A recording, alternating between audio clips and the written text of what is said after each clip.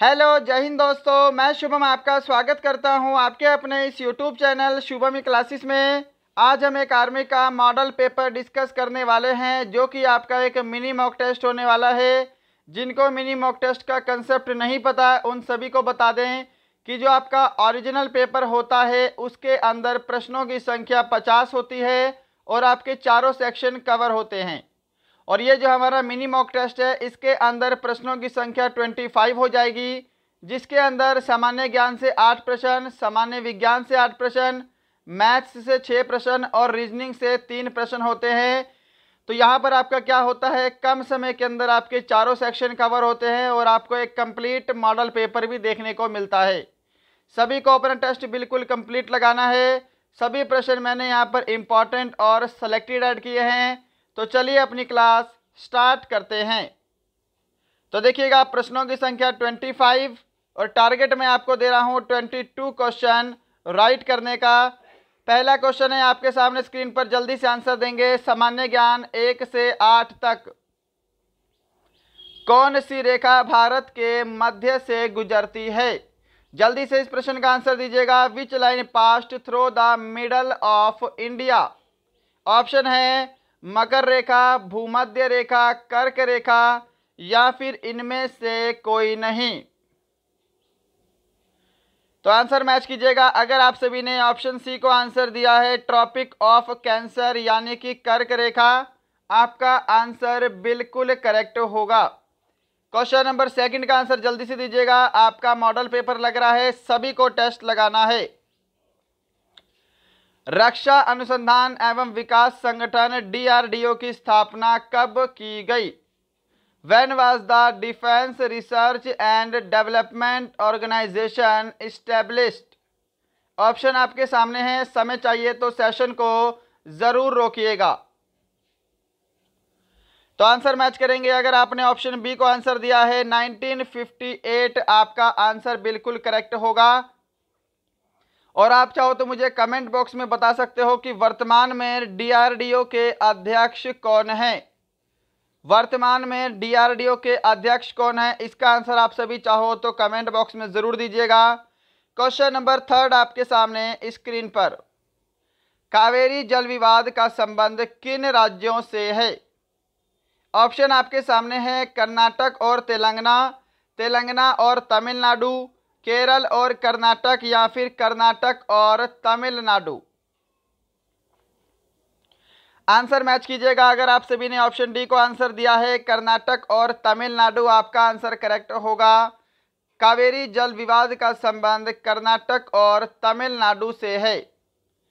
Question number 4 की तरफ चलते हैं। आपके सामने है साइलेंट वैली कहाँ स्थित है? तो देखिएगा, ये आपसे साइलेंट वैली पूछा है। एक होता है आपका सिलिकॉन वैली, सिलिकॉन वैली। तो देखिए साइलेंट वैली कहाँ पे है, तो ये केरल में है। ऑप्शन बी इसका करेक्ट आंसर होगा। एग्जाम में आपको क्या करता है, शांत घाटी भी लिख कर दे देता है, शांत घाटी। तो कंफ्यूज मत होइएगा, साइलेंट वैली को ही हिंदी में शांत घाटी कहते हैं। आंसर आपको केरल ही करना है। सिलिकॉन वैली कहाँ है आप सभी को पता होगा। सिलिकॉन वैली जो है यह बेंगलुरु में है, राइट।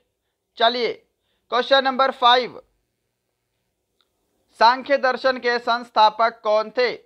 या फिर यूं कहें कि सांख्य दर्शन के प्रवर्तक कौन थे? ऑप्शन है महर्षि गौतम, महर्षि कपिल, महर्षि पतंजलि या फिर महर्षि जैमिनी। तो कपिल मुनि, ऑप्शन बी आपका करेक्ट आंसर होगा। महर्षि कपिल जो है ये सांख्य दर्शन के प्रवर्तक थे। ऑप्शन बी अगर आंसर दिया है, आंसर बिल्कुल करेक्ट होगा। टेस्ट कंप्लीट लगाइएगा। लास्ट में सभी का स्कोर कमेंट बॉक्स में चाहिए। क्वेश्चन नंबर 6 आपके सामने, श्रीरंगपट्टनम किस नदी के किनारे स्थित है? जल्दी से इसका आंसर दे दो। Srirangapatnam is situated on the banks of which river? और नदी किनारे बसे नगर के ऊपर स्पेशल वीडियो में आपको दे चुका हूं। आपको यूट्यूब पे टाइप करना है नदी किनारे बसे नगर शुभम ई क्लासेस, आपके सामने हमारा वीडियो आ जाएगा। तो श्रीरंगपट्टनम जो है यह कावेरी नदी के किनारे स्थित है। ऑप्शन आपका सी बिल्कुल करेक्ट आंसर होगा। क्लियर है सभी को?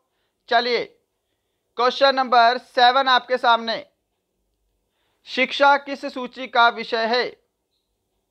शिक्षा जो है ये किस सूची का विषय है, आपको ये बताना है।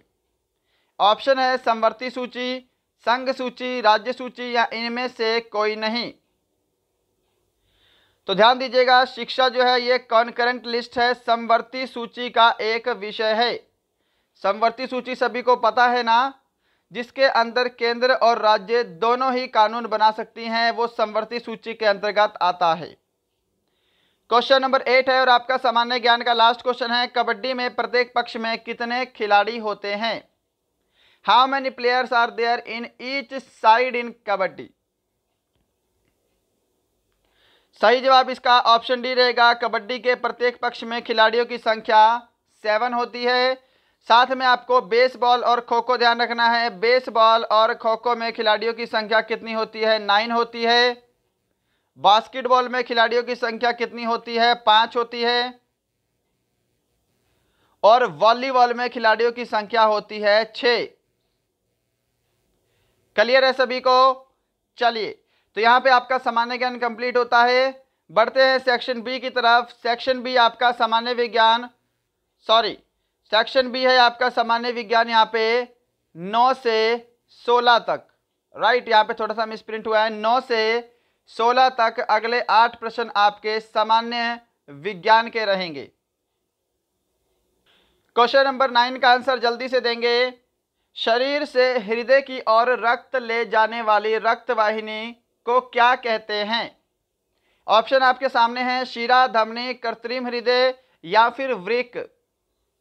शरीर से हृदय की ओर रक्त ले जाने वाली रक्त वाहिनी कहलाती है वेन यानी कि शिरा। ऑप्शन ए करेक्ट आंसर होगा। और इसी का जस्ट अपोजिट कर दे, हृदय से शरीर की ओर रक्त ले जाने वाली रक्त वाहिनी कहलाती है धमनी। क्लियर है? चलिए, क्वेश्चन नंबर 10 है, विटामिन सी किसमें नहीं पाया जाता है? ऑप्शन आपके सामने हैं, नींबू, संतरा, दूध या फिर अंगूर। जल्दी से इस प्रश्न का आंसर दीजिएगा। विटामिन सी किसमें नहीं पाया जाता है? क्या आंसर करोगे? सभी ने बिल्कुल सही आंसर देना है। इसका ऑप्शन सी, दूध में विटामिन सी नहीं पाया जाता है। क्या सभी ने ऑप्शन सी को आंसर किया है? चलिए बढ़ते हैं नेक्स्ट पे। और देखिएगा, आगे जाने से पहले कल संडे है और कल आपकी मैराथन क्लास होने वाली है मैथ्स की। पूरे 101 प्रश्न डिस्कस करेंगे विभिन्न टॉपिक से, मोस्ट इंपॉर्टेंट और सिलेक्टेड क्वेश्चन आपके लेटेस्ट पैटर्न के अकॉर्डिंग।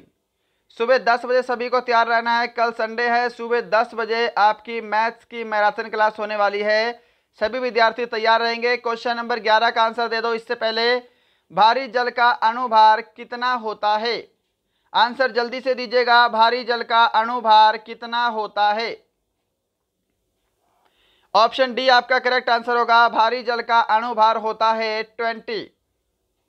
क्वेश्चन नंबर 12 आपके सामने है, स्क्रीन पर आंसर देंगे। ग्रीनोकाइट किसका अयस्क है? Calcium, potassium, cadmium, aluminium. Greenockite किसका अयस्क है? बिल्कुल यहाँ पे आपका राइट आंसर रहेगा ऑप्शन सी। ग्रीनोकाइट जो है ये कैडमियम का अयस्क है। क्या सभी ने ऑप्शन सी को आंसर किया है? एल्यूमिनियम का अयस्क सभी को पता है ना, बॉक्साइट। क्वेश्चन नंबर 13 है आपके सामने स्क्रीन पर। अगर सेशन पसंद आ रहा है, आपने अभी तक लाइक नहीं किया तो लाइक जरूर करेंगे। आपका एक लाइक हमारे लिए मोटिवेशन का काम करता है और बेहतर काम करने के लिए हमें प्रेरित करता है। अगर आपने अभी तक चैनल को सब्सक्राइब नहीं किया और अब हमारे चैनल पे नए हैं तो सब्सक्राइब जरूर करेंगे। और यदि आपका कोई फ्रेंड आर्मी की तैयारी करता है तो उसे हमारा चैनल, हमारा वीडियो ज़रूर शेयर करेंगे। क्वेश्चन नंबर 13 का आंसर देंगे। कार्बन, सिलिकॉन तथा जर्मेनियम किसके उदाहरण हैं? ऑप्शन है चालक, अचालक, अर्धचालक या इनमें से कोई नहीं। Carbon, silicon and germanium are examples of semiconductor यानी कि अर्धचालक। ऑप्शन सी आपका यहाँ पर बिल्कुल करेक्ट आंसर होगा। क्वेश्चन नंबर 14 है आपके सामने स्क्रीन पर। निम्न में से क्या अनुप्रस्थ तरंग का उदाहरण है? ऑप्शन आपके सामने है ध्वनि तरंग, प्राश्रव्य तरंग, प्रकाश तरंग या फिर श्रव्य तरंग। अनुप्रस्थ तरंग का उदाहरण बताना है आपको, ट्रांसवर्स वेव। बिल्कुल करेक्ट आंसर मैच करेंगे, ऑप्शन सी आपका करेक्ट आंसर होगा। लाइट वेव जो है ये अनुप्रस्थ तरंग का उदाहरण है। ध्वनि तरंग किसका उदाहरण है? अनुदैर्घ्य तरंग का उदाहरण है, ध्यान रखिएगा, ये भी इंपॉर्टेंट है। चलिए क्वेश्चन नंबर 15 आपके सामने है, कैप्सूल का आवरण किसका बना होता है? ऑप्शन है स्टार्च, हाइड्रोक्लोरिक अम्ल, calcium carbide, acetylene. What is the cover of the capsule made of? Match कीजिएगा answer, option A correct answer होगा। कैप्सूल का आवरण स्टार्च का बना होता है। और इसी के साथ क्वेश्चन नंबर 16 है आपका सामान्य विज्ञान का लास्ट क्वेश्चन। चाय में उत्तेजित पदार्थ कौन सा होता है? ऑप्शन है केसिन, निकोटीन, कैफीन या फिर थीन। चाय में उत्तेजित पदार्थ कौन सा होता है? आंसर मैच कीजिएगा, ऑप्शन डी अगर आपने आंसर दिया है थीन आपका करेक्ट आंसर होगा। कैफीन किस में होता है? कैफीन जो है यह कॉफ़ी में पाया जाता है। निकोटीन उत्तेजक पदार्थ जो है यह तंबाकू में होता है। केसिन क्या है? एक प्रोटीन है जिसके कारण दूध का रंग सफ़ेद होता है, ये आपको ध्यान रखना है। क्लियर है? तो यहाँ पे आपका section A section B complete होता है। सेक्शन सी आपका गणित है, ओनली 6 प्रश्न रहेंगे गणित के, तो सभी को इस प्रश्न का बिल्कुल करेक्ट आंसर देना है, सभी को टेस्ट कंप्लीट लगाना है। और जब कमेंट बॉक्स में स्कोर कमेंट करोगे तो लिखना ज़रूर कि सेक्शन ए में आपके कितने करेक्ट हुए हैं, सेक्शन बी में कितने करेक्ट हुए हैं, सेक्शन सी, सेक्शन डी, और लास्ट में टोटल ज़रूर लिखिएगा। आप चाहो तो साथ में 1/4 नेगेटिव मार्किंग लगाकर भी अपना स्कोर कमेंट कर सकते हैं। क्वेश्चन नंबर 17 है, रोमन अंक में ये किस संख्या के लिए है? तो देखिए एक बार आपसे एग्जाम में रोमन अंक के बारे में भी पूछा गया था, है ना? तो देखिएगा इसको जो है x क्या है, x जो है ये 10 के बराबर होता है, और यहाँ पे मैं i और x लिखूंगा तो ये 9 के बराबर होता है। तो इसको हम क्या लिख सकते हैं, x जो है ये आपका 19 हो जाएगा। ऑप्शन आपका सी बिल्कुल करेक्ट आंसर होगा।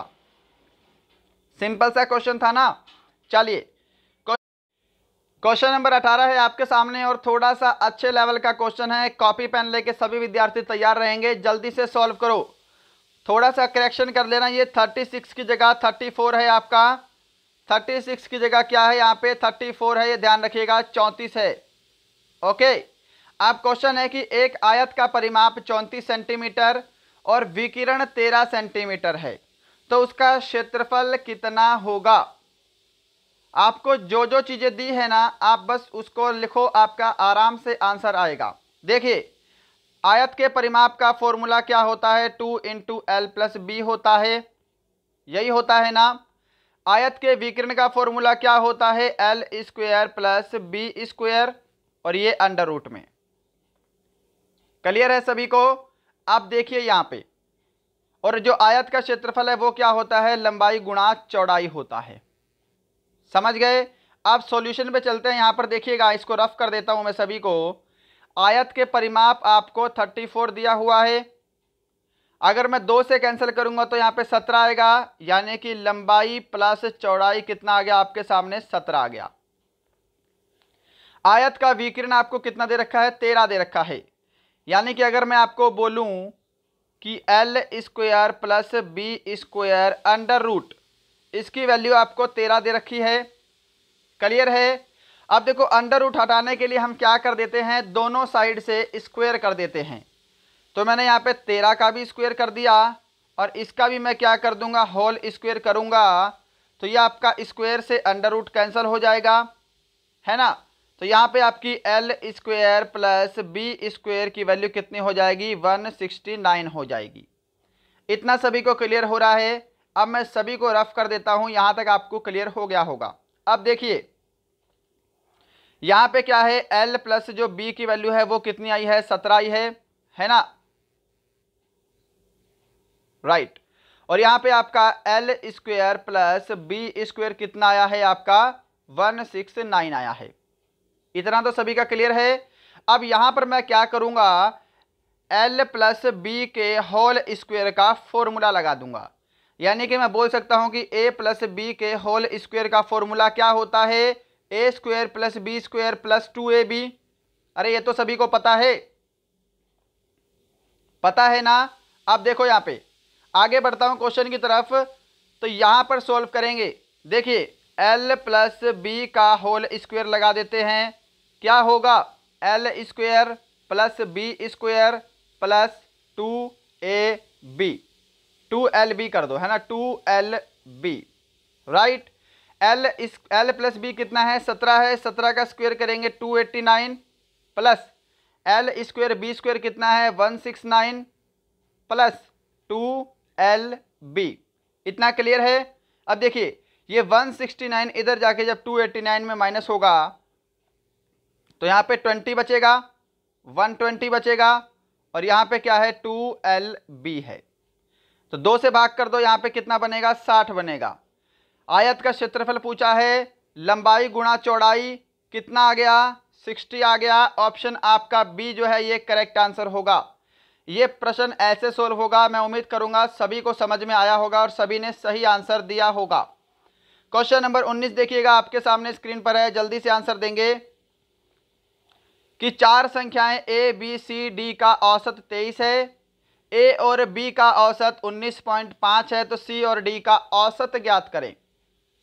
तो 4 संख्याएं हैं ए बी सी डी, अगर मैं 4 को 23 से गुणा कर दूं तो चारों संख्याओं का टोटल आ जाएगा, कितना है 4 तिया 12 का 2 हासिल 1, 4 दूनी 8 और 1 9, 92, जिसमें ए और बी का जो औसत है वो 19.5 है। यानी कि अगर मैं 2 को 19.5 से गुणा कर दूं तो ए और बी का टोटल आ जाएगा, कितना आएगा 39 आएगा, है ना, 19 दूनी 38, 39। तो देखिए ये चारों संख्याओं का औसत है, चारों संख्याओं का टोटल है, और ये सिर्फ ए और बी का टोटल है। तो अगर मैं चारों संख्याओं के टोटल में से ए और बी का टोटल माइनस कर दूं तो कितना बचा हमारे पास, यहाँ पे 3 बचा है, और यहाँ पे आपका बचेगा 8 में से 3 गए 5, 53, है ना। ये 53 क्या है, सी और डी का टोटल है, समझ गए। हमको सी और डी का औसत निकालना है, तो 53 को क्या करोगे 2 से भाग कर दोगे, क्योंकि सी और डी क्या है 2 संख्याएं हैं, 2 से भाग करोगे, 2 दूनी 4, 2 छिके 12, 2 पंजे 10, 26.5 आपका करेक्ट आंसर होगा, ऑप्शन सी। अगर आप सभी ने ऑप्शन सी को आंसर दिया है, आपका आंसर करेक्ट है। क्वेश्चन नंबर 20 है आपके सामने स्क्रीन पर, आंसर जल्दी से दीजिएगा इस प्रश्न का। और देखिएगा इसका पीडीएफ जो है वो आपको हमारे टेलीग्राम चैनल पर बिल्कुल फ्री में मिल जाएगा। टेलीग्राम चैनल का लिंक डिस्क्रिप्शन में है, अगर आपने टेलीग्राम चैनल ज्वाइन नहीं किया है तो उसे जाकर ज्वाइन करेंगे। लिंक से ज्वाइन नहीं होता तो टेलीग्राम पर सर्च करेंगे शुभम ई क्लासेस, राइट। आप चाहो तो मेरे साथ इंस्टाग्राम पर भी ज्वाइन हो सकते हो, इंस्टाग्राम का लिंक भी डिस्क्रिप्शन में दिया हुआ है। क्वेश्चन नंबर 20 का आंसर है 72 रुपये क्रय मूल्य वाली वस्तु का कितना अंकित मूल्य किया जाए कि 10% छूट देने के बाद 15% का लाभ हो।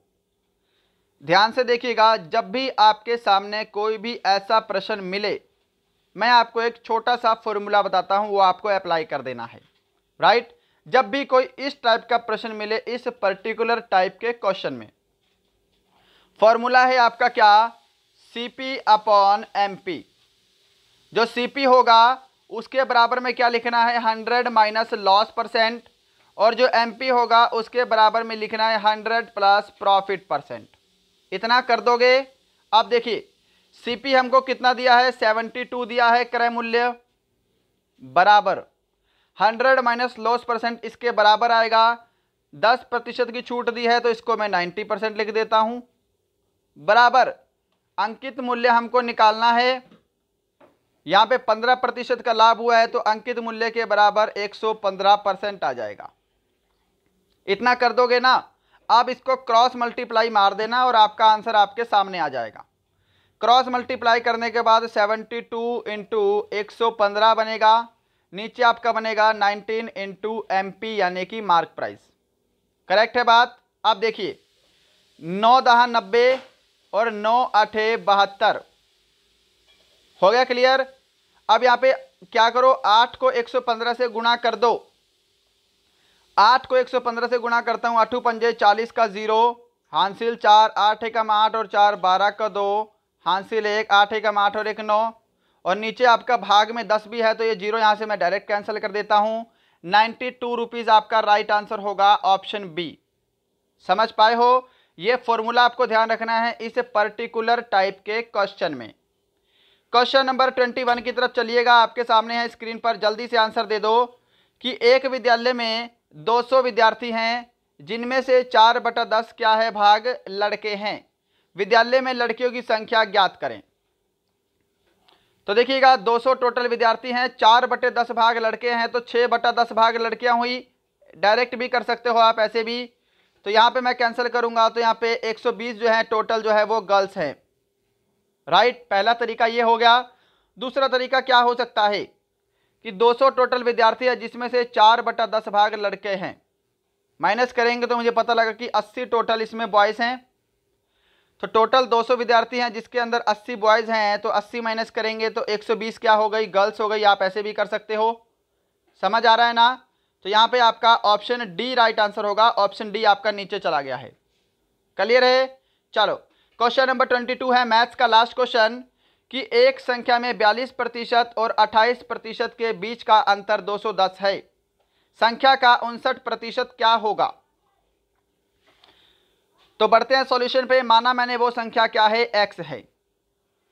तो x का 42%, x का 42%, इसको डायरेक्ट लिख लेता हूं मैं 42x upon 100, 42x upon 100 minus 28x upon 100। अंतर कितना दिया है आपको, 210 दिया है। इतना तो समझ में आया ना मैंने क्या किया है। अब एलसीएम ले लोगे तो इसका एलसीएम कितना आएगा भाई, नीचे 100 एलसीएम आ जाएगा, बराबर माइनस 42 में से 28 माइनस करेंगे कितना बचेगा, 14 बचेगा। 14 तिया 42 और यहाँ पे कितना है, 210 है। तो ये 100 जो है ये इधर जाके 210 में मल्टीप्लाई हो जाएगा। तो यहाँ पे मैं 100 को कैंसिल करके यहाँ पे 2 जीरो और लिख लेता हूँ। चलिए अब देखिए 7 दूनी 14 और यहाँ पे 7 तिया 21, 3000। फिर 2 से कैंसिल कर दो, यहाँ पे कितना आएगा आपका 1500। यानी कि जो x की वैल्यू आई है आपके सामने वो कितनी आ गई, यहाँ पे 1500 आ गई। अब 1500 का आपको 59% निकालना है और आपका आंसर आपके सामने होगा। क्लियर? रफ कर देता हूँ सबको। क्या करना है आपको, अब 1500 का 59% निकालना है।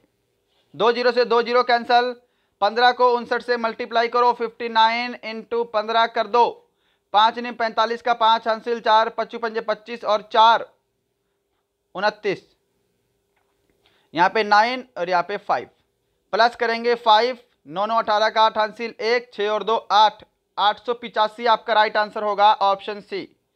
क्या सभी ने ऑप्शन सी को आंसर दिया है? चलिए तो यहाँ पे आपका section A, section B, section C भी कंप्लीट होता है। सेक्शन डी है रीजनिंग, और रीजनिंग के केवल 3 क्वेश्चन रहेंगे, सभी को टेस्ट लगाना है। लास्ट में स्कोर कमेंट बॉक्स में बताइएगा।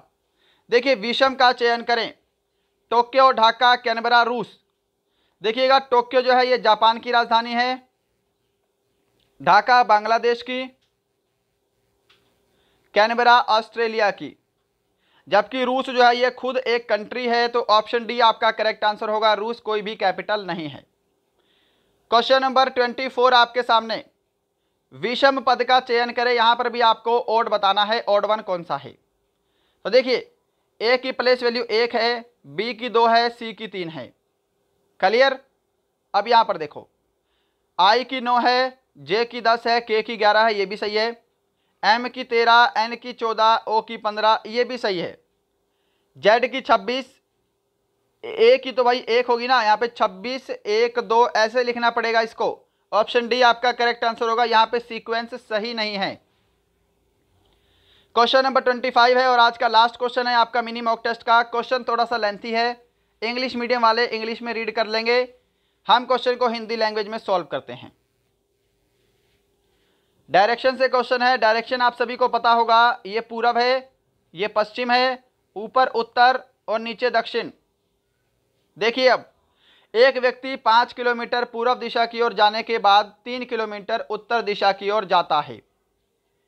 ये व्यक्ति है, ये गया 5 किलोमीटर पूर्व दिशा की ओर, वेट, ये 5 किलोमीटर पूर्व दिशा की ओर जाने के बाद 3 किलोमीटर उत्तर की ओर गया। फिर वह अपने दाईं ओर 5 किलोमीटर चलता है। दायां क्या है, उसका राइट हैंड साइड है। इस समय इसका फेस ऊपर की तरफ है, तो वह दाईं ओर कितना गया, 5 किलोमीटर गया। उसके बाद अंत में पुनः दाईं ओर मुड़ता है और 3 किलोमीटर चलता है। इसका फेस अब इस तरफ है ना, तो इसका दायां कहाँ जाएगा, राइट हैंड नीचे की तरफ जाएगा। 3 किलोमीटर गया। वह अपने प्रारंभिक स्थान से कितनी दूरी पर है। तो देखिएगा ये 3 और 3 आपस में माइनस हो गए। 5 किलोमीटर यहाँ पे दूरी है, 5 किलोमीटर दूरी यहाँ पे है, तो टोटल जो है ये कितनी दूरी पर है अपने प्रारंभिक स्थान से, तो टोटल ये 10 किलोमीटर की दूरी पर है। ऑप्शन आपका यहाँ पर बी जो है ये बिल्कुल करेक्ट आंसर होगा। अगर आपने ऑप्शन बी को आंसर दिया है तो आपका आंसर बिल्कुल करेक्ट होगा। तो दोस्तों ये थे आपके मिनी मॉक टेस्ट के टॉप 25 वेरी इंपॉर्टेंट क्वेश्चन। सभी क्वेश्चन सेलेक्टेड और इंपॉर्टेंट थे। चारों सेक्शन यहाँ पे कवर हुए हैं। स्कोर कमेंट कीजिएगा, आपका स्कोर कितना है, और स्कोर आपको सेक्शन वाइज कमेंट करना है कि सेक्शन ए में कितना है, सेक्शन बी में कितना है, लास्ट में टोटल बताइएगा। हो सके तो 1/4 नेगेटिव मार्किंग भी लगा लेंगे। तो दोस्तों यही था आज का सेशन। बताइएगा सेशन कैसा लगा, हमारा पढ़ाया हुआ कैसा लगता है। हमारे सेशन को इतना लाइक, इतना शेयर, इतना सब्सक्राइब करने के लिए आप सभी का बहुत बहुत धन्यवाद। मिलते हैं कल किसी और अच्छे टॉपिक के साथ। कल तो हमारी मैथ की मैराथन क्लास होने वाली है, सुबह 10 बजे सभी को तैयार रहना है। चलिए तब तक के लिए जय हिंद, जय भारत।